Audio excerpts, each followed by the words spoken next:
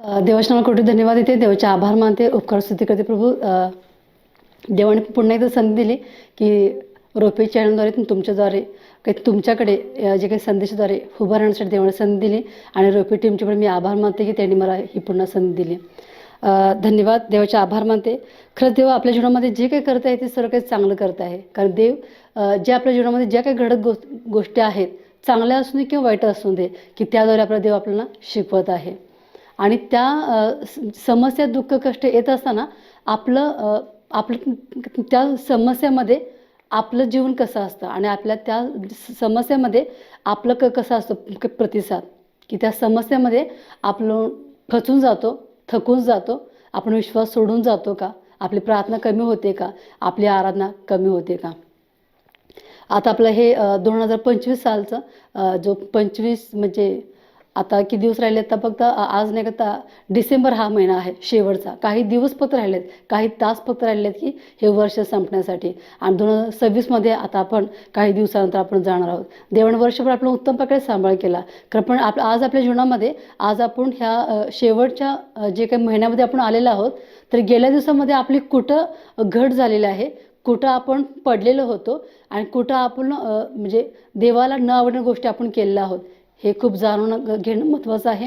आणि ते परीक्षण करण्याची गरज आहे. कारण ते आपण जर परीक्षण केलं तर आपण जिथं पडलो, जिथं आपली घट झाली, जिथं आपलं पतन झालं, जिथं आपलं अशक्तपणा आला, ते आपण ओळखून आपण हे 2026मध्ये ते आपण भरपाई देवा म्हटलं पाहिजे. देवा किती भरपाई करण्यासाठी देवा तुम्हाला सहाय्य मदत कर. माझी प्रार्थना कमी झाली असेल देवा, कारण ह्या येणाऱ्या दिवसामध्ये माझी प्रार्थना कमी वाढण्यासाठी मदत करा. माझं बायबल वाचन कमी झालं असेल तर हे येणाऱ्या दिवसामध्ये माझं बायबल वाचन कंटिन्यू होण्यासाठी तू सहाय्य कर, मदत करा.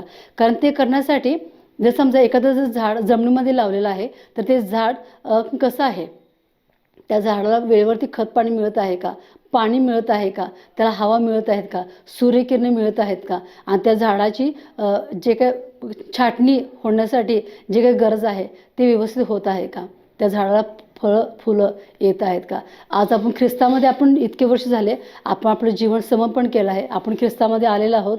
कारण आज आपलं बांधकाम कुठं आहे, आपल्यामध्ये फळं आहेत का, आपल्यामध्ये फुलं आहेत का, आणि ते फुलाचं सुगंध जो वास आहे ते अनेक लोकांपर्यंत पोहोचत आहे का, फळं आपल्यामधून येत आहेत का, अनेक लोकांना त्यांना आस्वाद घेण्यासाठी आपल्याद्वारे जे काही फळं आहे ते आपण वापर होत आहे का. आपण वचन पाहूया.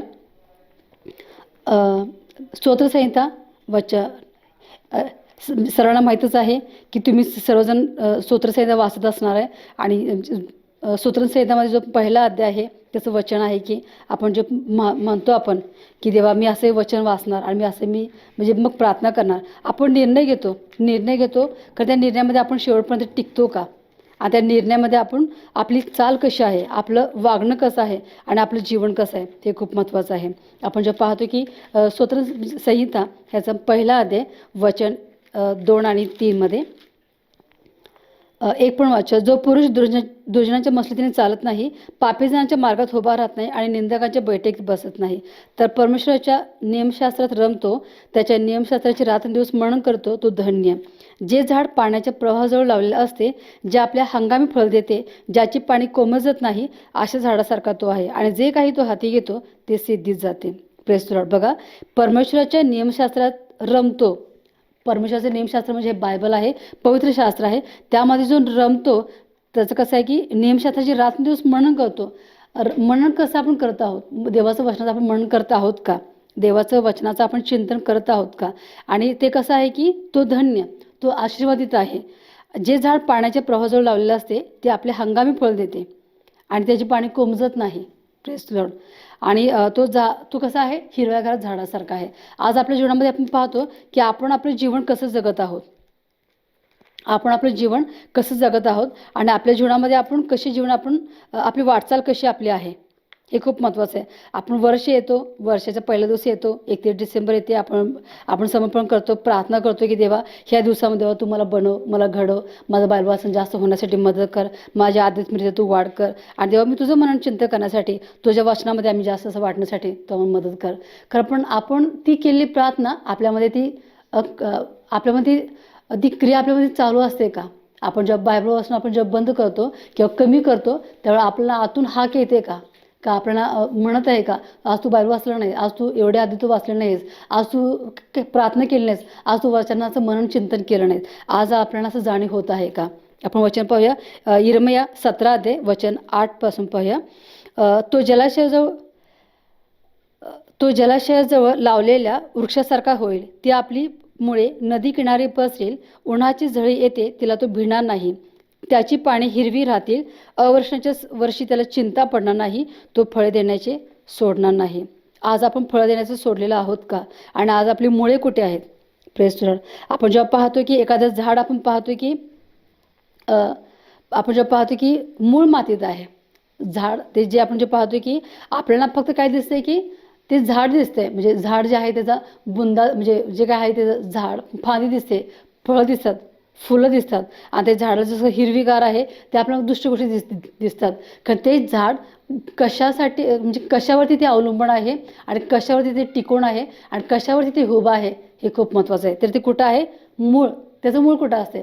ते मूळ दिसतं का आपल्याला? मूळ दिसतं. ते मूळ कुठं आहे? ते अदृश्य आहे, ते जमिनीमध्ये आहे, आणि ते मूळ कुठं आहे? आतमध्ये आहे, ते पसरलेलं आहे. आपण जेव्हा पाहतो की मूळ ते पाण्याकडे जातं का, ते झाडाचे जे काय आहेत, झाडामध्ये जे काही पाने फुलं आहेत, जे फांदे आहेत, ते पाण्याकडे जातं. कोण जातं पाण्याकडे? मुळं पाण्याकडे जातात. ते फळ पाण्याकडे जात नाही, ते फूल ते पाण्याकडे जात नाही, आणि जे काही झाडाची पालं आहेत, जे काही त्याच्यामध्ये हिरवगार आलेला आहे तो पणा, जे काही ते पाण्याकडे जात नाही. तर पाण्यामध्ये कोण जातं? मुळं जातात. मुळं कुठे आहे? खाली आहे, जमिनीमध्ये आहेत, आणि ते दिसत नाही आहे. आपल्याला दिसतं काय आणि जे न दिसणारं आपण खूप पाहणं महत्त्वाचं आहे. जे मूळ ते जमिनीमध्ये आहेत, ते रोवलेलं आहे, आणि त्याच्यावरतीच नाही ते झाड उगवलेलं आहे, आणि त्या झाडाला फळं आणि फुलं आलेले आहेत, आणि जे काही फुलाला वास आहे, जे काही फळं आलं आहे, त्या फळाला जे काही चव आहे, ते फळ खाऊन अनेकाची भूक भागणार आहे, अनेकांना पौष्टिक गोष्टी मिळणार आहे. कारण ते सर्व उगवण्याचं उभं करण्याचं काम, जे हातात येण्याचं काम जे करत आहे ते म्हणजे काय करत आहे? मूळ. मूळ कुठं आहे? जमिनीमध्ये आहे. मूळ आपल्याला दिसत नाही. तुम्हाला असं कधी प्रश्न पडतो का, पाण्याला वास आहे का? असं कधी तुम्हाला मनामध्ये येतो विचार? आपण वचन पाहूया, योबाचं पुस्तक 29:19 पाहूया. योबाचं पुस्तक ह्याचं 29 अध्याय आणि 19 वचन पाहूया आपण. माझे मूळ पाण्याजवळ पसरेल, माझ्या फांदीवर रात्रभर दहीवर राहील. Press Lord. आपण जेव्हा पाहतो की पाण्याला पण वास आहे, तुमच्या मनामध्ये कधी येतं का की पाण्याला वास आहे का? वचन पाहूया, योग ह्याचं 14 अध्याय वचन 7 आणि 9. योग ह्याचं 14 अध्याय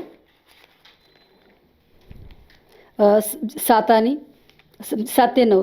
वृक्षांची काहीतरी आशा असते, तो तोडला तरी पुन्हा फुटतो, त्याला धुमारा फुटायचं राहत नाही.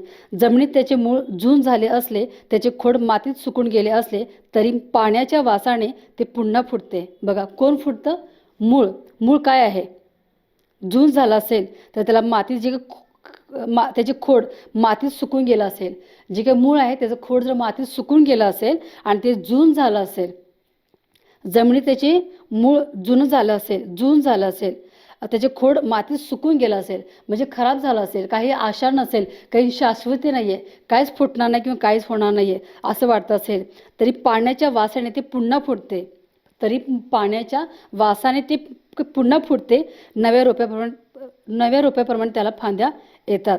Press Lord. आपण 7 पाहूया की वृक्षाची काहीतरी आशा असते, तो तोडला तरी पुन्हा फुटतो, त्याला धुमारा फुटायचा राहत नाही. Press Lord. जमिनीत त्याचे मूळ कसं आहे? ते सुकलेलं आहे, वाळलेलं आहे, आणि त्याला आपण पाहतो की आता जे वचन आपण पाहिलं की त्याचं मूळ जून झालं आहे आणि त्याला खोड मातीत सुकून गेलं आहे. आज आपल्या जीवनामध्ये आपण येशूमध्ये आलेलो आहोत आणि येशूचं वचन आपण ऐकलेलं आहोत. येशू सत्य आहे, जिवंत देव आहे, जो मरणातून जिवंत झालेला आहे. येशू हा आपल्याला पापांची क्षमा केलेला आहे, स्वर्गामध्ये तो आपल्याला घेऊन जाणार आहे. खरं आज असा आपला विश्वास आहे. खरं आज आपलं जीवन जे लोकांना दिसत आहे ते कसं झालेलं आहे? शुष्क झालेलं आहे का? वृक्ष झालेला आहे का? वाळलेला आहे का? काहीच आशा नाही असं झालेलं आहे का? जसं ते झाड आपण जे पाहिलं तर योबाचं 14 अध्यायामध्ये वचन की वृक्षाची आशा कशी गेलेली आहे, वृक्षाचं जे काय आहे, जे मूळ कसं आहे? जून झालेलं आहे आणि ते पूर्ण सुकून गेलं आहे. आयुष्य वाढत आहे, आपलं जीवन वाढत आहे, आपलं वर्ष एक एक एक म्हणजे संपत आहे, एक एक वर्ष आपल्याला जीवनामध्ये आपण त्या वर्षामध्ये आपण वाढ होत आहे, आपलं आयुष्य वाढत आहे, आपण म्हातारपणे आपण म्हणजे वृद्धपणात आपण होत आहोत, आपली बालपणाची अवस्था कमी कमी होत जात आहे आणि आपण वृद्ध आपण ते प्रौढपणामध्ये आपण येत आहोत. कारण आपली जे काही आपल्यामध्ये जे काही अवस्था आहे ते लोकांना दिसणारे आहे, ते काय पाहत आहे, आपलं बाहेरचं जीवन पाहत आहे. कारण आपलं अंतकरण, आपलं जे मूळ आहे, जे खोड आहे ते कसं आहे, जून झालेलं आहे का, सुकून गेलेला आहे का, आपला विश्वास, आपला जो आत्मा तो कसा आहे, येशूमध्ये आपण तो राखलेला आहे. आणि येशूमध्ये आपला आत्मा आपण त्याला कसं खतपाणी घालत आहोत, तो सुकून जात आहे दिवसेंदिवस, तो वाळत आहेत का, तो कोमजलेला आहे का, तो पूर्णपणे असं तो मुरगळून पडलेला आहे का, हे खूप महत्त्वाचं आहे. आज तो आपला आत्मा सुकून गेला असेल, जून झाला असेल, तर देव म्हणत आहे की पाण्याच्या वासाने त्याला धुमारा फुटला, कोणाला, त्या मुळाला धुमारा फुटला आणि ते पुन्हा झाड पूर्णपणे ते उगवलं आणि त्याला पालवी फुटली, त्याला पुन्हा फळ आलं, फूल आलं. आज लोक म्हणत असेल की तुझ्या जीवनामध्ये काहीच होणार नाही, तुझं म्हणजे सर्व काही संपलेलं आहे, तुझी अवस्था बदलणार नाही, तुझं इतकं वर्ष झालेलं आहे, तू इतका दिवस तो देवामध्ये आहेस, तरी तुझी प्रार्थना पण आहे, तुझा विश्वास पण आहे, बायबल वाचन पण आहे, तू चर्चला पण जातो, चर्चला काही चुकवत नाही, की तुझी अवस्था आम्हाला काही दिसत पण नाही आहे तशीच अवस्था आहे. तर त्यांना म्हणा की माझा देव, ज्याचं माझं मूळ आहे, तो माझं मूळ कुठं आहे, माझ्या मुळामध्ये काय आहे, माझं मूळ जर जून झालं असेल, सुकून गेलेलं असेल, तर पण त्या पाण्याच्या वासाने जसं ते मूळ पूर्णपणे सुकलेल्या अवस्था असलेल्या, जे वाळून गेलेल्या अवस्था असलेल्या, त्याला ताजेपणा आला आणि त्याला जे काही त्याच्यामध्ये जे काही म्हणजे जे काही पौष्टिकपणा आला आणि त्याद्वारे त्याला झाड आलं, जे काही त्याला पालवी फुटली. तसं आज आपल्या जीवनामध्ये लोकांची दृष्टीनुसार आपण कसं आहोत ह्याच्यापेक्षा आपण देवाच्या दृष्टीने आपलं जीवन कसं आहोत आणि आपलं मूळ काय आहे हे खूप महत्त्वाचं आहे.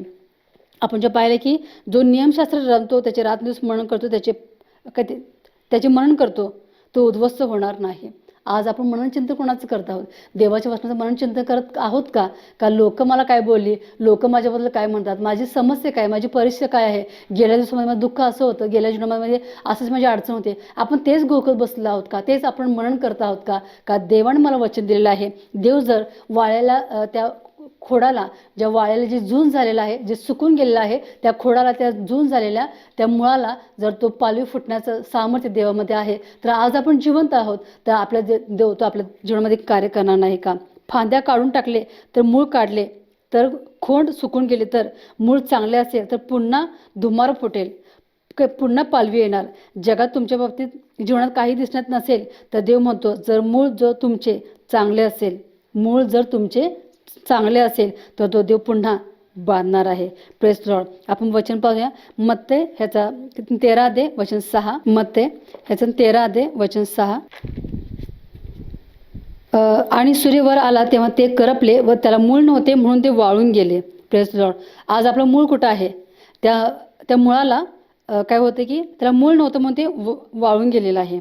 आपण जेव्हापासून 13:21, परंतु त्याला मूळ नसल्या कारणाने तो थोडाच वेळ टिकतो आणि वचनामुळे संकट आले किंवा छळ झाला म्हणजे तो लगेच अडखळतो.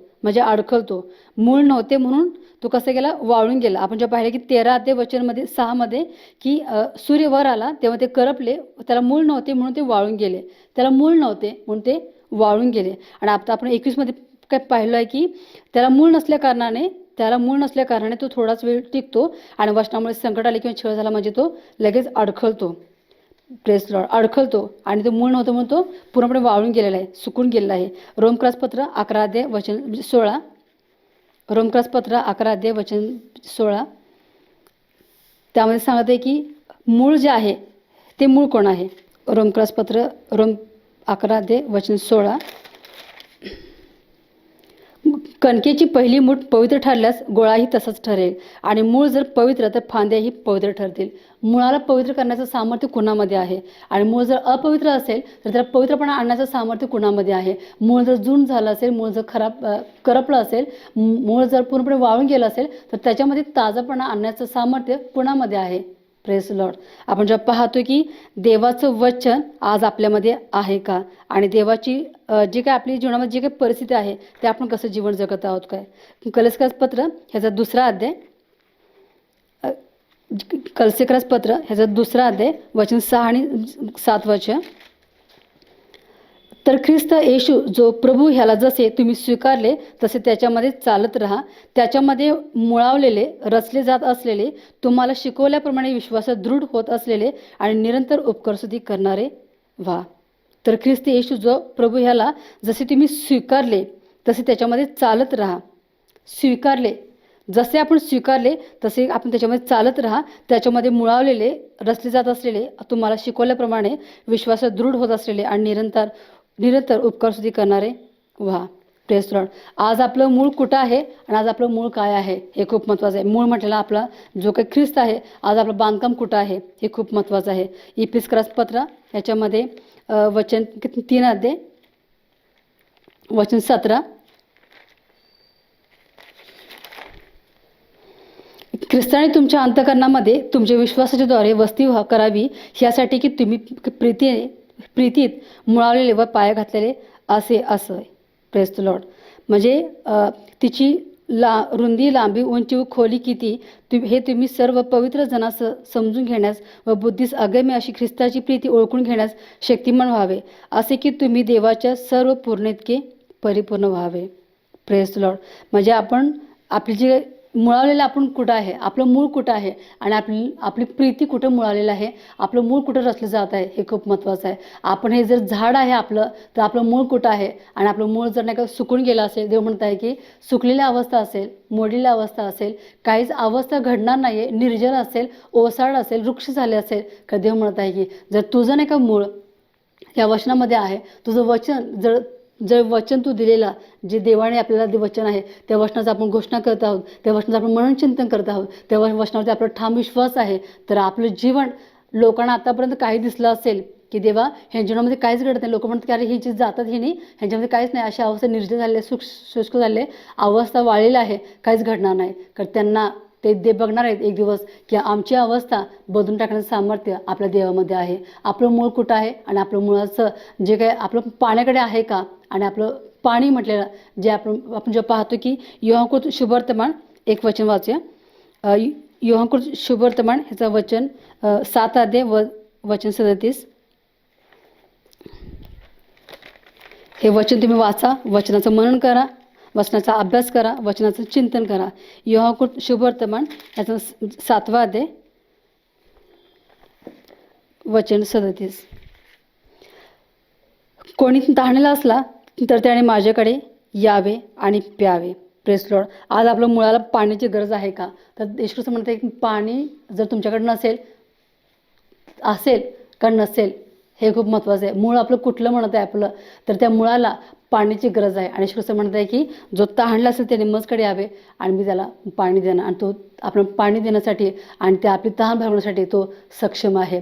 तर आज आपली भूक आणि तहान कशामध्ये आहे आणि आपलं मूळ जे आहे ते ख्रिस्तामध्ये आहात का, आपलं मूळ रचलेलं आहे का, आपलं बांधकाम सत्यामध्ये चालत आहात का आणि सत्यामध्ये आपली वाढ होत आहे का, हे खूप महत्त्वाचं आहे. आणि जसं आपण पाहतो की ह्या झाडाला एक मूळ आहे, त्या मूळ जर काही पाण्याजवळ असेल तर त्याला फलद्रूप आणि ते भगुणित होणार आहे. आज आपल्या जीवनामध्ये जे लोकांना आजपर्यंत दिसलेलं नसेल, कारण येणाऱ्या दिवसामध्ये आपण जर आपला पाया भक्कम आहे, पाण्याजवळ आहे, जो ख्रिस्त म्हटलेला आपण काही त्याच्यामध्ये बांधकाम आपलं आहे, मूळ त्याच्यामध्ये आहे, ते पाणी आपण जर पित आहोत, हे वचन आपण खात आहोत, आपलं मननचिंतन होत असेल, आपण रोज मननचिंतन करत आपण देवाचं वचन वाचत आहोत, तर देव आपला आशीर्वादी करणार आहे आणि देव भगुणित करणार आहे. आणि ज्या गोष्टी अशक्य वाटणाऱ्या लोकांना ह्याचं काहीच घडणार नाही. तेच ठिकाण, तेच लोक आणि तीच अवस्था आणि तेच जीवन आहे. देव सर्व काय बदलण्यासाठी सर्व समर्थ आहे. कारण बायबलचे सांगते की सपने 3:19 ज्या ठिकाणी तुझा अपमान झाले, निंदा झाले, छळ झाले, त्याच ठिकाणी त्याच लोकांच्याकडून मी तुमचं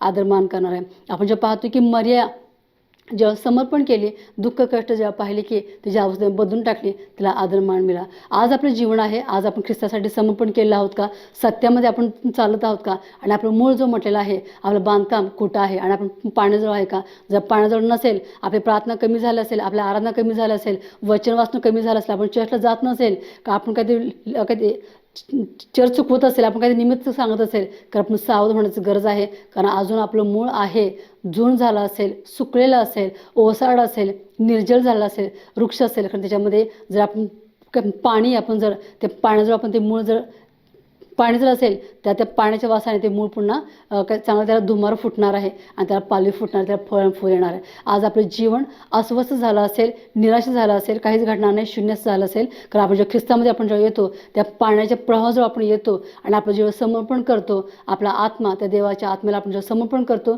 त्या आपण जीवन जगतो, त्या देव म्हणत आहे की जे अशक्य वाटणारी गोष्ट तो शक्य करणार आहे.